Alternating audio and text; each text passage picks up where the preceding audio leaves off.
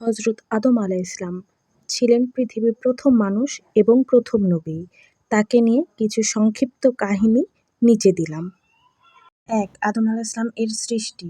আদম আলাইহিসসালামকে মাটি থেকে সৃষ্টি করা হয়। তারপর আল্লাহ তার মধ্যে প্রাণ দান করেন। ২. ফেরেশতাদের সিজদা। আদম আলাইহিসসালামকে সম্মান জানাতে ফেরেশতাদের সিজদা করতে বলা হয়। সবাই মানে, কিন্তু ইবলিস অহংকার করে অমান্য করে। ৩. জান্নাতে বসবাস। আদম আলাইহিসসালাম ও তার স্ত্রী হাওয়া আলাইহিসসালাম জান্নাতে থাকতেন, সেখানে সবকিছু ভোগ করতে পারেন। আর নিষিদ্ধ গাছের ঘটনা। শয়তানের প্ররোচনায় তারা নিষিদ্ধ গাছের ফল খেয়ে ফেলেন, পরে ভুল বুঝে ক্ষমা চান। ৫. পৃথিবীতে আগমন। তারপর আদম আলাইহিসসালাম ও হাওয়া আলাইহিসসালামকে পৃথিবীতে পাঠানো হয়।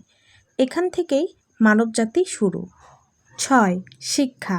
এই কাহিনী আমাদের শেখায় অহংকার করা খারাপ, ভুল হলে তওবা করতে হয়, আল্লাহর আদেশ মানতে হয়, ধৈর্য ধরতে হয়।